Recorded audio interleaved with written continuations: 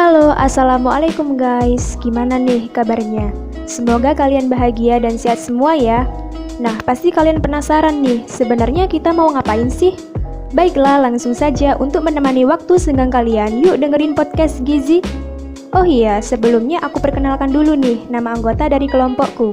Karena ada pepatah Arab yang mengatakan tak kenal maka tak sayang. Tapi kalau udah kenal jangan sayang-sayangan ya. Ups, canda sayang. Oke, perkenalkan kita dari mahasiswa Politeknik Negeri Jember jurusan Kesehatan Program Studi Gizi Klinik dengan nama anggota yang pertama ada Aza Fatina Fahma, yang kedua aku sendiri Dewi Ratna Anjani, bisa dipanggil Ratna, yang ketiga ada Gina Hamida Rahma, yang keempat ada Ruby Putri Subagia, dan yang kelima ada Romadona Tarisa, yang terakhir ada Vena Indriani.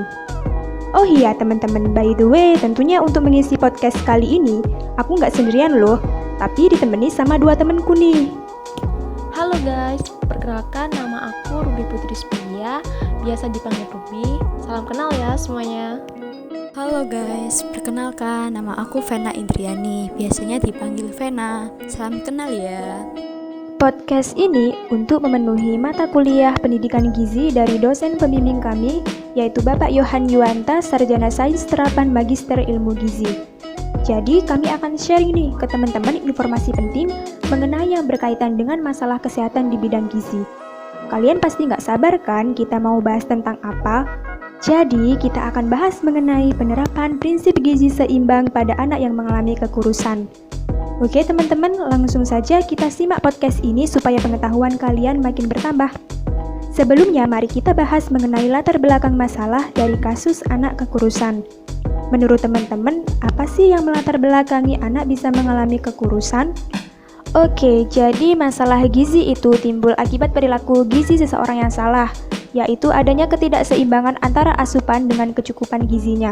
Asupan yang kurang berdampak pada gizi kurang. Sebaliknya, bila asupan melebihi kecukupan gizinya akan berdampak pada gizi lebih. Masalah gizi di Indonesia merupakan double burden atau masalah gizi ganda. Yang dimaksud ialah permasalahan gizi tidak hanya pada gizi kurang saja, tetapi gizi lebih juga menjadi permasalahan yang dihadapi. Anak sekolah dasar merupakan kelompok yang rawan terhadap masalah gizi kurang. Rendahnya status gizi anak sekolah akan berdampak negatif pada peningkatan kualitas sumber daya manusia. Masalah gizi pada anak usia sekolah merupakan masalah kesehatan yang menyangkut masa depan dan kecerdasan serta memerlukan perhatian yang lebih serius. Kurangnya konsumsi makanan dan pemahaman ilmu gizi menjadi salah satu faktor utama masalah gizi kurang atau gangguan pertumbuhan pada anak. Anak-anak dengan berat badan rendah dibandingkan usia dikenal dengan underweight. Konsumsi gizi makanan pada seseorang dapat menentukan tercapainya tingkat kesehatan atau status gizi. Apabila konsumsi gizi makanan pada seseorang tidak seimbang dengan kebutuhan tubuh, maka akan terjadi kesalahan akibat gizi atau malnutrisi. Dari data Riskesdas 2013, secara nasional, prevalensi kurus atau menurut indeks massa tubuh per umur pada anak usia 5-12 tahun adalah 11,2%. Sedangkan dari data pemantauan status gizi Jawa Barat tahun 2017, persentase sangat kurus dan kurus berdasarkan indeks massa tubuh per umur terdiri dari 1,5% sangat kurus dan 6,1% kurus. Nah, untuk pemaparan selanjutnya, aku persilahkan bagi Ruby dan Vena. Oke, terima kasih Ratna atas kesempatannya. Baik teman-teman, langsung saja ya. Sebelumnya ada yang tahu belum apa saja sih penyebab anak-anak bisa mengalami kekurusan? Jadi memang banyak anak-anak di Indonesia terutama anak usia sekolah yang mengalami kekurusan.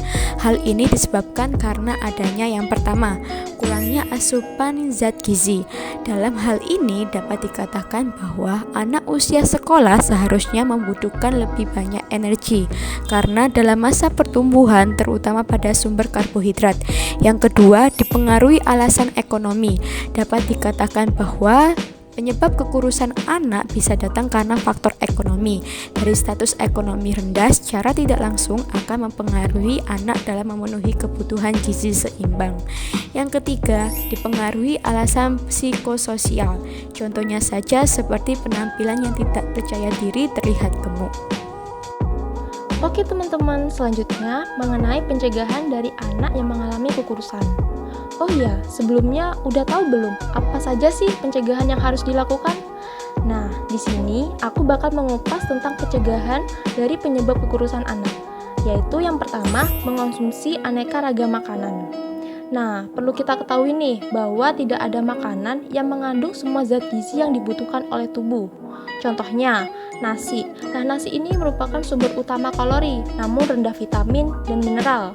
Nah, selain itu, ada sayuran dan buah-buahan yang kaya akan vitamin, mineral, dan serat, namun rendah kalori dan protein. Nah, oleh karena itu, anak dianjurkan untuk mengonsumsi makanan yang beraneka ragam untuk memenuhi nutrisi lengkap harian. Tetapi perlu diingat ya teman-teman, bahwa konsumsi makanan yang beraneka ragam ini harus dalam proporsi makanan yang seimbang, jumlah yang cukup, tidak berlebihan, dan dilakukan secara teratur. Untuk pencegahan yang kedua, yaitu melakukan aktivitas fisik ringan. Terlihat bahwa menjaga pola hidup aktif dan berolahraga itu sangat penting. Anak-anak bisa dianjurkan untuk melakukan aktivitas olahraga ringan agar tubuh tetap terjaga kebugarannya. Contoh aktivitas olahraga ringan yaitu seperti bersepeda, jalan kaki, lari-lari kecil atau jogging, dan masih banyak lainnya. Nah, disarankan nih, aktivitas fisik yang dilakukan itu dilakukan secara rutin ya, misalnya 3 kali seminggu atau setiap hari itu juga boleh. Pencegahan yang selanjutnya yaitu memantau status gizi. Perlunya menjaga berat badan ideal dengan memantau status perkembangan gizi anak, seperti tinggi badan dan berat badan. Hal ini dilakukan agar anak tetap sehat dengan tubuh yang ideal. Untuk pencegahan yang terakhir, yaitu menerapkan pola hidup bersih dan sehat. Dengan menerapkan pola hidup bersih dan sehat, maka anak bisa terhindar dari berbagai macam kuman, yaitu dengan mencuci tangan dengan bersih setelah bermain. Gimana nih teman-teman setelah mendengar penjelasan dari temanku Ruby dan Vena? Sekarang teman-teman udah pada tahu kan penerapan prinsip gizi seimbang pada anak yang mengalami kekurusan? Aku sebutin lagi ya supaya teman-teman masih ingat. Jadi yang pertama ada penyebab anak kekurusan. Nah, banyak anak-anak yang mengalami kekurusan ini disebabkan karena 1. Kurang asupan zat gizi, 2. Dipengaruhi alasan ekonomi, 3. Terpengaruh alasan psikososial. Dan dari adanya penyebab tersebut, maka ada beberapa pencegahan yang harus dilakukan. Yang pertama ialah 1. Mengkonsumsi makanan dengan beraneka ragam. Yang kedua, melakukan aktivitas fisik ringan. Yang ketiga, memantau status gizi. Dan yang terakhir, pola hidup bersih dan sehat. Terima kasih untuk teman-teman semua yang sudah mendengarkan podcast kali ini. Semoga bermanfaat.